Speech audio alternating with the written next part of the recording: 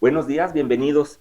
Esta grabación forma parte del módulo de endocrinología y metabolismo de la residencia de medicina crítica de la UMAET-1 en el Bajío.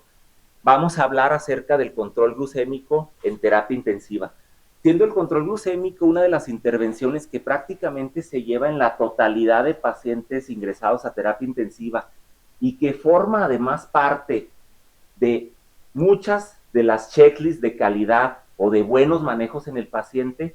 Llama la atención que no está estandarizado su manejo. Por lo tanto, esta intervención está sujeta a metas de distinta índole según distintas guías.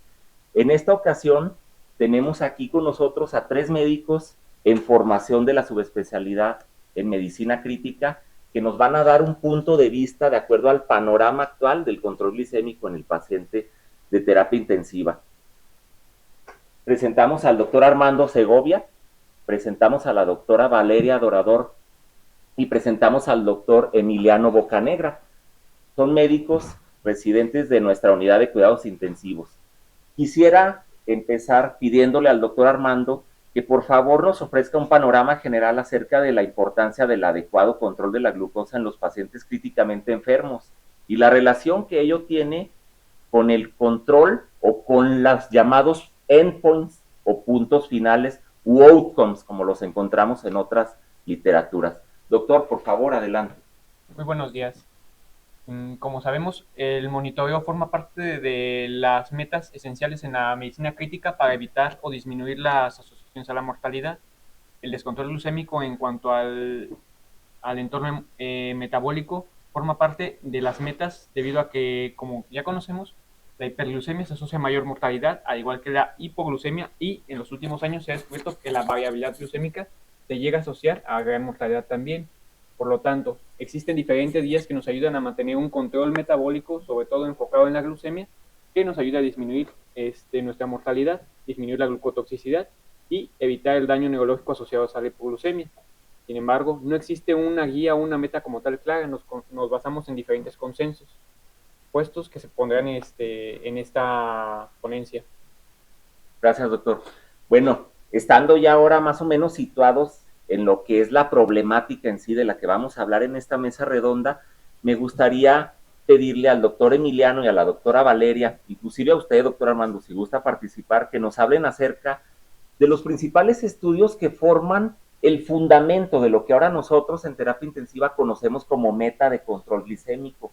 Como sabemos, todas las recomendaciones acerca de las intervenciones que nosotros hacemos deberían estar fundamentadas en bibliografía adecuada y en niveles de evidencia adecuados. Partiendo de ello, me gustaría que nos hicieran algunos comentarios acerca pues, de los estudios que forman este fundamento de esta intervención, que es el control glicémico en terapia intensiva. Por favor, en el orden que ustedes gusten. Ok, empiezo. Buenos días. Sabemos pues que el control glicémico es una de las intervenciones más importantes, ¿no? Hablando del metabolismo del paciente crítico como tal, se vuelve un poco más complejo que un paciente fuera de la UCI.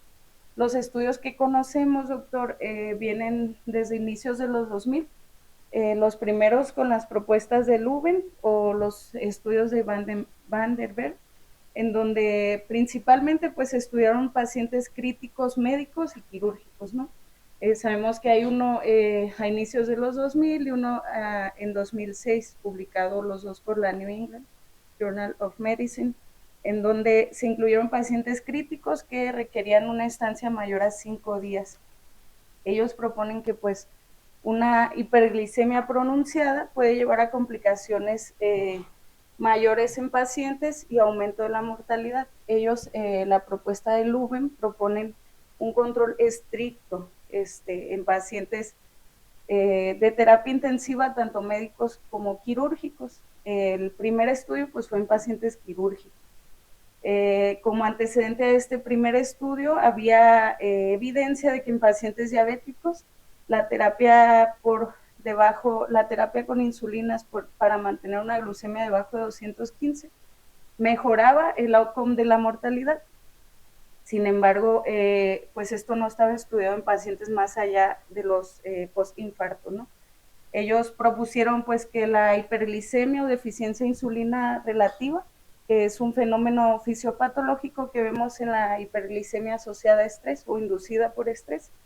Puede indirecta o directamente conferir predisposición a complicaciones como infecciones severas, polineuropatía, falla orgánica múltiple y muerte. Esos eran los outcomes del primer estudio. Este primer estudio pues fue un estudio prospectivo, aleatorizado, controlado, no fue doble ciego, entonces eso le quita un poquito dentro de la metodología de viabilidad estadística, pero fue para determinar si el control estricto de glucosa con terapia intensiva de insulina reducía la mortalidad y morbilidad en pacientes críticos. En este primer estudio, pues se encontró que en 2.500 pacientes clínicos era la muestra que ellos proponían para demostrar una disminución de la mortalidad de 5 puntos porcentuales. Pacientes que permanecen 5 o más días en UCI, y dentro de los análisis estadísticos que se hicieron, pues en un cuarto análisis en donde no demostró esta reducción que ellos proponían, se detuvo de forma temprana, esto en pacientes quirúrgicos. En este primer estudio se incluyeron un total de 1.548 pacientes y la hipoglicemia ocurrió más en pacientes del grupo intensivo, que es pues de las primeras complicaciones asociadas a la infusión de insulina de forma para llevar un control pues más estricto. La mortalidad no tuvo diferencia significativa, entonces el estudio se detuvo. En 2006 intentan nuevamente con pacientes médicos, no quirúrgicos. Ellos proponen que pues este tipo de pacientes, a diferencia de los quirúrgicos, conlleva un mayor riesgo de complicaciones asociadas al mismo padecimiento, ¿no? Como sabemos, hablando, por ejemplo, de sepsis, que fue un subgrupo de este segundo estudio, pues en el caso de que sea una sepsis cuyo foco pueda retirarse quirúrgicamente, sabemos que eso les confiere menor mortalidad finalmente a los pacientes. En este segundo estudio del doctor Van der Berg, el control estricto proponían que iba a haber una reducción significativa del 11 al 7% en la mortalidad en la población de estudio. Ellos pues lo que siguieron haciendo es buscando, porque comentaban que permanecía incierto si la terapia mejoraba o no el pronóstico en pacientes candidatos a UCI por causa médica, no quirúrgica. Ellos normalmente más severos. Un estudio aleatorizado, controlado. En UCI médica, los objetivos de este segundo estudio eran pacientes que requerían UCI por al menos 3 días. En este estudio se excluyeron pacientes quirúrgicos, pacientes que toleraban la vía enteral por tratarse estos de menor gravedad.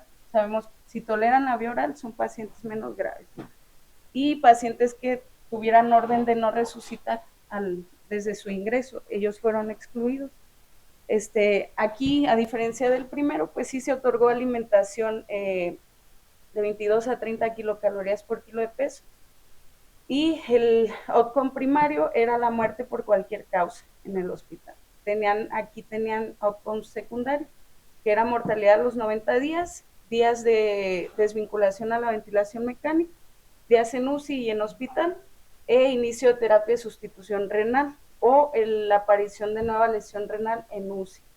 La hipótesis que en segunda propuesta del UVE manejaron pues fue una reducción del riesgo de muerte del 7%.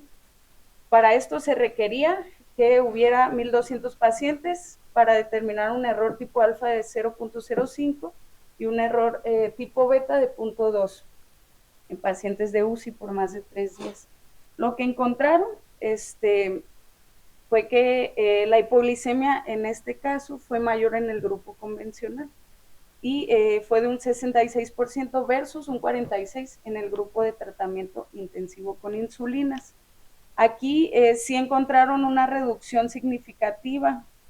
Bueno, en el grupo convencional la mortalidad fue del 73% y en el grupo intensivo fue el 61%. Pues a partir de aquí es que se estableció que el control estricto era el mejor método para reducir la mortalidad de nuestros pacientes que ingresan a UCI por padecimientos no quirúrgicos. Y pues estos dos son grandes precedentes de lo que ahora tenemos como guía para manejar nuestra glucemia en unidades de cuidados intensivos. Gracias, doctora. Le agradecemos su aportación. Médicos, ¿les gustaría añadir algo a los comentarios que hizo la doctora? Sí, a mí me gustaría agradecer unos días a todos para la información. Es importante entender que el monitoreo de la glucosa ha sido uno de los grandes cajas de Pandora en esta terapia intensiva. Han sido a través de los estudios como si fuera un prometeo, identificar cuál es el juego, cuál es la meta, cuál es el ideal. Uno de los estudios que agrego es el NASH Sugar, con uno de más de 15 años de publicación por el médico Finger en el New England en 2009, como un control intensivo de la glucosa versus un control convencional. La pregunta clínica era que si en adultos gravemente enfermos, que se espera que estén más de 3 días en la unidad de cuidados intensivos, la glicemia controlada intensamente va a ser en comparativa con la glucemia controlada de forma convencional, reduce la mortalidad a los 90 días. El diseño de este estudio fue un estudio controlado aleatorizado, aleatorización estratificada, utilizando un algoritmo de minimización por tipo de ingreso operatorio versus no quirúrgico, y además una región geográfica. El objetivo inicial era reclutar 6.100 pacientes para proporcionar un poder del 90% y detectar una diferencia absoluta en la mortalidad de 3.8%. Esto se hizo en unidades médicas quirúrgicas de tercer nivel en Australia y en Nueva Zelanda en un 80% y en América del Norte en un 12%. Son al final 38 hospitales en atención de tercer nivel y 4 de forma hospitalaria. Y este estudio se hizo de diciembre del 2004 a noviembre del 2008. La población o sus criterios de inclusión que utilizaron en este estudio fueron pacientes que requerían más de 3 días en la unidad de cuidados intensivos, que además tuvieran una línea arterial que nos permitiera tomar las muestras de sangre. Y los criterios de exclusión van a ser pacientes que fueran ingresados por cetoacidosis diabética, estado perosmolar, que se esperaban que comiera a partir del tercer día, con alto riesgo de hipoglucemias, por ejemplo, como con tumores secretores de insulina o insuficiencia hepática fulminante. Se examinaron 40.171 pacientes y al final se reclutaron 6.104 pacientes. De intervención en el control intensivo, una glucemia de 81 a 108 miligramos sobre decilitro, administrando insulina en una solución salina para mantener la glucosa por debajo de este 108. Y se fue titulando según la glucosa que obtenían en las muestras de sangre y se detuvo cuando la glucosa se disminuía por debajo de 81 miligramos por decilitro. El 97% necesitó insulina durante este ensayo en el control intensivo, con un promedio de glucosa en un rango de tiempo de 115 miligramos sobre decilitro. En el control convencional, el control de la glicemia fue inferior a 180. Igual administrándose una solución salina para mantener la glucosa por debajo de esto. Y se tituló hasta que se detuvo cuando tuviera una hipoglucemia por debajo de 144 para este. Y la intervención se detuvo cuando estos pacientes comían, eran dados de alta o fallecieran después de los 90 días. El outcome primario, el resultado primario fue una diferencia estadística significativa en la mortalidad a los 90 días que favoreció lo convencional, en un control intensivo de 27.5% versus el convencional de un 24.9%, con una diferencia absoluta de 2.6% y un radio de muerte con control intensivo de 1.14. En el resultado secundario no hubo diferencia en la mortalidad a los 28 días, la duración de la estancia en la unidad de cuidados intensivos o en el hospital, el desarrollo de nuevas fallas orgánicas, no hubo diferencia tampoco en los días de ventilación mecánica o la terapia de reemplazo renal, así como las tasas de transfusión de glóbulos rojos o hemocultivos positivos. La conclusión que llegan estos autores de este estudio de 2009 es que un objetivo de glucosa inferior de 180 resultó en una menor mortalidad que un objetivo de 81 a 108 y los autores recomiendan el uso inferior de estos pacientes gravemente enfermos. Las fortalezas de este estudio era un estudio bien diseñado para responder a una pregunta de investigación clínicamente relevante, con el antecedente de 2 estudios que teníamos, como comentó la doctora Valeria, en 2001 y en 2006. El 2.4% retiró su consentimiento de este estudio y el 0.3% se perdió durante el seguimiento. Hubo un sesgo de detección insignificante. El 99.5% se le administró el tratamiento correcto según el algoritmo de estudio. Sin embargo, hay que entender que no todos los estudios tienen fortalezas. Una de sus debilidades de este estudio es que más pacientes del grupo de control intensivo recibieron corticosteroides. 34.6% versus un 31.5% con una significativa 0.02. Esto pudiera llegar a afectar el resultado medido, pero no es posible predecir cómo y en qué medida. Así como la mayoría de los pacientes recibieron nutrición a través de vía enteral, lo que quizá puede llegar a reducir la generalización a pacientes alimentados por vía parenteral. Los autores no intentan explicar por qué hubo una diferencia en la mortalidad a los 90 días, pero sí a los 28. ¿Por qué el control debería tener un efecto perjudicial en la probabilidad de supervivencia de forma tarde? Gracias, doctor Emiliano. Doctor Armando, ¿le gustaría añadir algo o continuamos con el siguiente aspecto que nos gustaría abordar en esta mesa? Me parece que Lowe y iSugar son los estudios de la doctora Van der Berg, son los perfectos para mencionar el tema de la perlucidad. Me parece que podemos continuar. Gracias, doctor. Bueno, derivado de los comentarios que ustedes han estado haciendo acerca de los estudios que forman el fundamento de este tema del control glicémico en terapia intensiva, yo creo que todos los estudios que se han hecho, incluso posterior al segundo Van der Berg y aún después del iSugar, han ido en concordancia, es decir, parecen demostrar que el control intensivo suele imponer más riesgo a los pacientes que beneficios. De ahí que estas metas de control, digamos, más permisivo de la glucosa en los pacientes de terapia intensiva se han consolidado como piedra angular del manejo en este aspecto, como meta de manejo en este aspecto. Sin embargo, sí llama la atención que un par de estudios posteriores, uno de ellos que se llama BISAP y otro que se llama GluControl, parecieran contrarrestar un poco estos resultados. Cuando uno ve esos estudios, muchas de las diferencias incluso están en los protocolos de infusión de insulina. Entonces, aquí lo que me gustaría preguntarles, doctora Valeria, doctores, es, basado en su opinión, inclusive en la manera en la que trabajamos nosotros las infusiones en terapia intensiva, si ustedes nos pueden hacer comentarios acerca de cuándo se debería iniciar una infusión, cómo se determinaría la velocidad, cómo se determinarían las escalaciones o desescalaciones en los protocolos, de tal manera de homogeneizar este manejo y no contribuir a esa falta de estandarización del mismo. Me gustaría comentar, como comenta el doctor Hernández, realmente tenemos que tener una meta de control. A lo que nosotros hicimos, o nuestro protocolo que nosotros basamos en esta ponencia, una meta basada en la patología del paciente, como comentan los últimos consensos de expertos. Y bien, se homogenizan las poblaciones. No es lo mismo un paciente que no es diabético a un paciente que ya es diabético, un paciente que ya está sensibilizado a la insulina a un paciente que no está sensibilizado, un paciente que tiene una patología, por ejemplo, un choque séptico refractario, que probablemente esté bajo uso de esteroides, bajo una gran demanda metabólica, a un paciente postquirúrgico que no requiere una gran demanda metabólica. Entonces, nosotros proponemos un esquema o una esquema de monitorización para empezar, un inicio. ¿Qué paciente? Nuestro protocolo, nuestro algoritmo para nuestra infusión de insulina, ¿de qué trata? De dos preguntas básicas. Número uno, ¿quién requiere un inicio de insulina de acción rápida en infusión? ¿Cuál es la respuesta? Todo paciente en la unidad de cuidados intensivos que tenga una glicemia capilar mayor a 200 miligramos por decilitro en más de 2 tomas con un intervalo mayor de 2 horas, es paciente que requerimos un control de glucosa. Si bien necesitamos metas más liberales, no cabe duda que una glicemia capilar, tanto en las guías europeas, americanas, mayor a 200 se asocia a mayor mortalidad y mayores complicaciones. Número 2, vamos a actualizar 4 columnas de escalonamiento que una glicemia capilar, tanto en las guías europeas, americanas, mayor a 200 se asocia a mayor mortalidad y mayores complicaciones.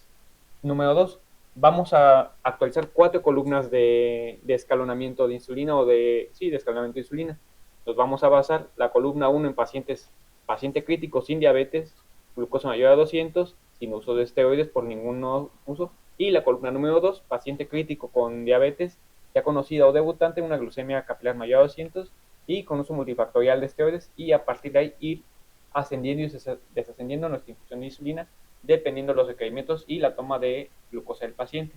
Como sabemos, todo paciente críticamente enfermo con infusión de insulina de acción rápida requiere un monitoreo horario de la glucosa, y aunque los estudios nos digan que la glucosa más fiable para el monitoreo es la glucosa arterial, nos vamos a basar en en nuestros protocolos y nuestra manera de trabajar en la glicemia capilar, que bien no tiene una variación tan grande en la que pudiéramos tener una discordancia o una discrepancia para evitar o tener un sesgo en nuestra monitorización. Sí, ahorita que usted lo mencionaba, doctor, mencionó usted la muestra de sangre arterial como el estándar.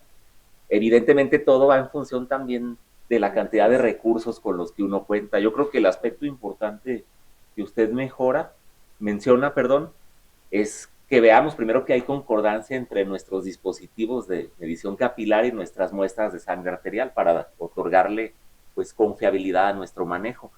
Me gustaría pedirles, doctor Emiliano, doctores, que nos hicieran un comentario acerca de qué tan factible sería y cómo es que lo haríamos la posibilidad de empezar a meter en nuestros protocolos de control de insulina en infusión los índices glucémicos nuevos, las nuevas mediciones que se están haciendo que se relacionan obviamente con la evolución de los pacientes. Me estoy refiriendo específicamente, por ejemplo, a tiempo en rango, a variabilidad de glucosa, que no vienen actualmente en nuestros protocolos de infusión, en nuestras unidades. Son índices que se han estudiado ya desde hace algunos años y que tienen su sustento, inclusive muchos de ellos en medicina ambulatoria, pero de los cuales también parece haber ya información y evidencia suficiente para pacientes de poblaciones críticas. Al respecto, ¿qué nos pueden comentar?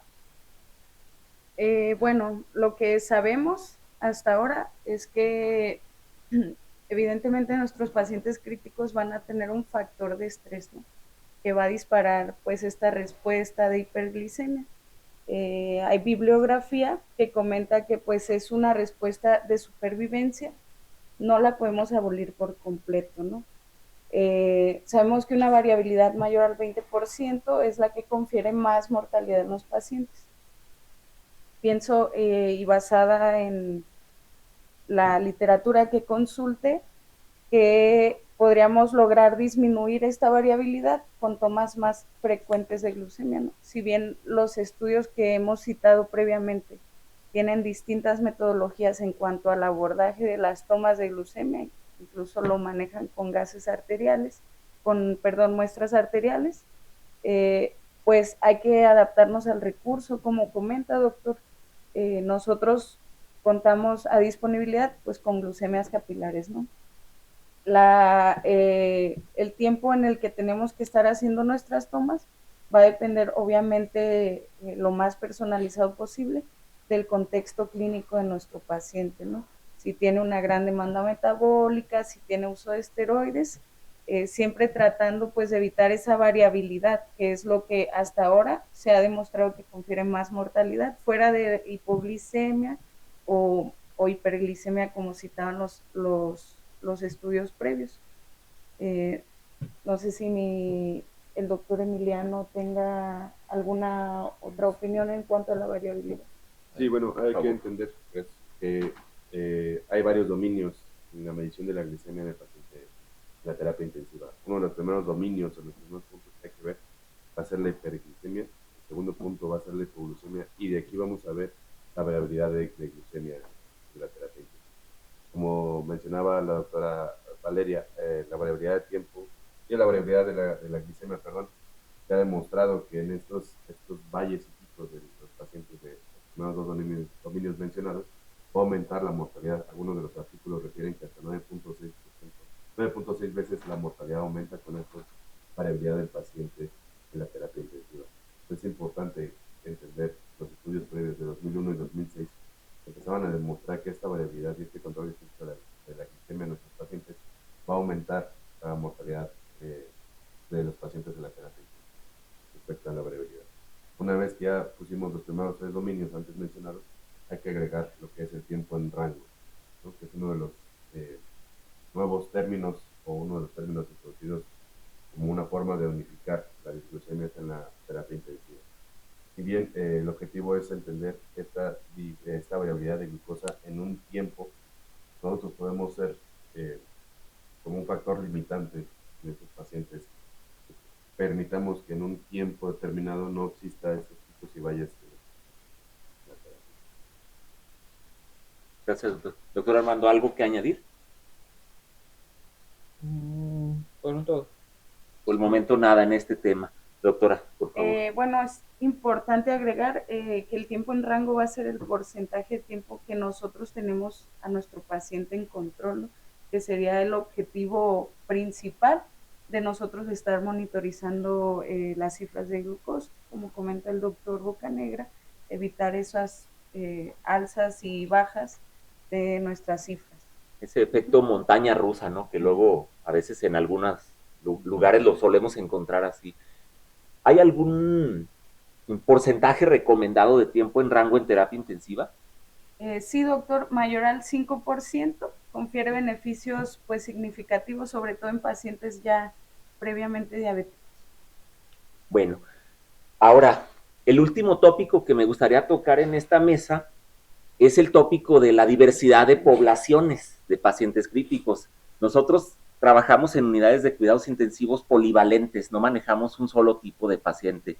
Tenemos pacientes críticos, neurocríticos, tenemos pacientes posquirúrgicos, tenemos pacientes críticos diabéticos y no diabéticos, tenemos pacientes críticos con condiciones como pancreatitis, por ejemplo, tenemos pacientes críticos en falla multiorgánica, tenemos pacientes críticos seniles, y como sabemos, seniles pueden ser funcionales, ancianos fit o ancianos dependientes, ¿no? Ancianos ya deteriorados.